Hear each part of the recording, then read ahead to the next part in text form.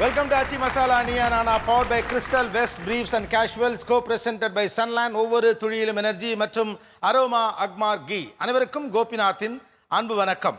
ஒரு வீடு அப்படின்னு எடுத்துட்டோம்னா இன்னைக்கு இருக்கக்கூடிய பட்ஜெட் போடுறோம் வீடு அப்படின்னா ஒரு பெரிய பட்ஜெட் எதுக்கு போகுது அப்படின்னு பார்த்தா எஜுகேஷன், கல்வி என்பதற்கு ஒரு பெரிய ஸ்பெண்டிங் ஒரு பக்கம் நடந்துட்டு இருக்கு. இன்னொரு பக்கம் பார்த்தீங்கன்னா இந்தியாவினுடைய பெரும்பான்மை மக்கள், maximum number of people believe in education. கல்வி என்ற ஒன்றை மட்டும் நம்ம பிள்ளைகளுக்கு கொடுத்துட்டோம்னா அவங்க வாழ்க்கையில் மேலே வந்துடுவாங்க அப்படின்னு. ஸோ அதனால தான் உனக்கு நான் கொடுத்துருக்க ஒரே சொத்து எஜுகேஷன் தான். தமிழ்நாட்டுடைய எக்ஸாக்ட் மிடில் கிளாஸில் அவங்களுடைய ரெப்ரசன்டேட்டிவ்ஸ் இவங்க பார்க்கல பளிச்சுன்னு இருப்பாங்க, ஆனால் உள்ளுக்குள்ளே செலவெல்லாம் ஹேண்டில் பண்ண முடியாத நெருக்கடி இருக்கும். எஜுகேஷனுக்கு பயங்கர செலவாகுதுங்கிறதா ரியாலிட்டியில் சொல்லப்படுது. கல்வி கொள்ளைங்கிற ஒரு வார்த்தையை பயன்படுத்தப்படுகிறது. அந்த பக்கம் பள்ளிக்கூடத்து நிர்வாகிகள், ஆசிரியர்கள், கரஸ்பாண்டன்கள், கொஞ்சம் பப்ளிக்கும் இருக்காங்க.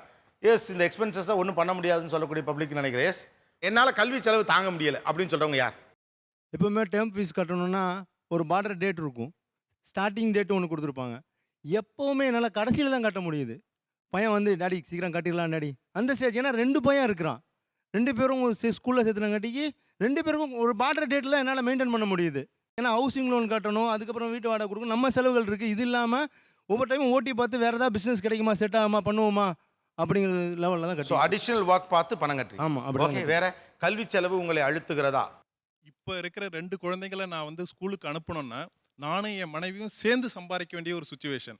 நான் வந்து ஒய்ஃப் வந்து வேண்டாம், அவங்க வீட்டில் இருக்கட்டும், அந்த குழந்தைங்களை பார்த்துக்கணும்னு நான் நினைக்கிறேன். ஆனால் இன்னைக்கு 2வது குழந்தையும் நான் ஸ்கூலுக்கு அனுப்பணும்னா என் ஒய்ஃபை கண்டிப்பாக நான் வேலைக்கு அனுப்பணும். இதுவே எனக்கு ஒரு பெரிய மன உளைச்சல். ஓகே, ஒவ்வொரு முறையும் ஃபீஸ் கட்டும் பொழுது பர்சனல் லோன் மாதிரி போட்டு அது மாதிரி பண்ணால் தான் சார் பண்ண முடியுது.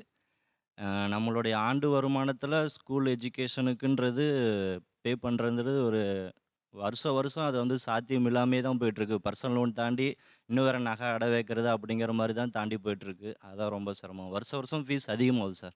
இப்போ என் பையன் படிக்கிற ஸ்கூலுக்கு வருஷத்துக்கு 2 லட்ச ரூபா செலவாகுது எனக்கு. அவன் படிக்கிறது 4th ஸ்டாண்டர்ட் தான், ஆனால் வருஷத்துக்கு 2 லட்ச ரூபா செலவாகுது. எவ்ரி இயர் வந்து 10% இன்க்ரீஸ் வேறு. இப்போ இந்த வருஷம் என்ன ஆக போகுதுன்னு தெரில. ப்ளஸ் இன்னொன்று வந்து எல்லாரும் பார்த்தீங்கன்னா இன்றைக்கி இருக்க ஸ்டேஜில் எல்லாருக்கும் கம்பல்சரி ஒரு இஎம்ஐ இருக்கும். எனக்கு இஎம்ஐ கிடையாது, சொந்த வீடு கிடையாது, வாடகை வீட்டில் தான் இருக்கேன். ஓ, அதெல்லாம் இல்லாமலே எஜுகேஷன் எக்ஸ்பென்சஸ் ஹேண்டில் பண்ணுற சிரமமாக இருக்குது. ஒரு கட்டத்தில் வந்து நான் என் குழந்தைய ஸ்கூலுக்கு சேர்க்கணும் அப்படின்னு போகும்போது இருக்கிற எல்லா ஸ்கூல்லையும் நம்ம அப்ளிகேஷன் வாங்கும்போது ஒரு ஸ்கூலில் இருக்கிற ஒரு அமௌண்ட்டையும் நம்ம பார்க்கும்போது கொஞ்சம் பயந்துட்டேன். இன்ஃபேக்ட் பயந்துட்டு இருக்கிறதுலையே ஓகே நார்மலான அமௌண்ட்டு இதை நம்ம பண்ணலாம் அப்படின்னு போகும்போது தான் அப்போ தான் நமக்கு தெரியுது. நீங்கள் சொன்ன மாதிரி மிடில் கிளாஸ் வந்து பார்க்குறதுக்கு நல்லா இருப்பாங்க, அவன் கார் வச்சுருப்பான், நல்லா அழகாக போவான், நல்லா ட்ரெஸ் பண்ணிப்பான், எல்லாமே இருக்கும். ஒரு சேவிங் நீங்கள் எடுத்து பார்க்கும்போது இல்லை. டு பி ஃப்ராங்க், எங்கள் அப்பா கொடுத்தாரு. இப்போது 2 குழந்தைங்க என்னோடய குழந்தைங்க படிக்கிறாங்க. வேன் ஃபீஸ் மட்டுமே 42,000 ரூபா கட்டுறேன் நான். சரிங்களா? Same school. ஏன்னா மற்ற எல்லா ஸ்கூல்லையும் வந்து லட்சக்கணக்கில் இருந்தது, இந்த ஸ்கூலில் தான் கொஞ்சம் தௌசண்ட்ஸில் இருந்தது. உண்மையிலே என்னால் இதை மீறி டு பி ஃப்ராங்க் வந்து ஹானஸ்ட்டாக சொல்லணும்னா அடுத்த ஸ்கூல் மாறலாம்னு சொல்லிட்டு நான் அப்ளிகேஷன் எல்லாமே வாங்கிட்டேன். வாங்கினதுக்கப்புறம் 2 பேரோட ஃபீஸ் எடுத்து பார்க்கும்போது உண்மையிலேயே காசு இல்லை. அப்பா வந்துட்டு பேத்தி கொடுத்தேன் பேரனை கொடுக்க மாட்டேனா, திரும்ப கொடுத்தாரு. நான் வளர்ந்து அவருக்கு கொடுக்க வேண்டிய காசு, அவரை நான் சந்தோஷப்படுத்த வேண்டியது, அவரை நான் பத்திரமா பார்த்துக்க வேண்டியது, 1 பைசா இன்றைக்கி என்கிட்ட வாங்கினதில்ல. என் பசங்களுக்கு கொடுக்குறாரு திரும்பி. உங்கள் அப்பா என்ன பண்ணுறாங்க? அப்பா வந்து 5வது தாண்டி படிக்கலை, பட்டு கடை வச்சுருக்காங்க காஞ்சிபுரத்தில். ஓகே, பிஸ்னஸ்லேயே வந்த காசு தான். ஆமாம்.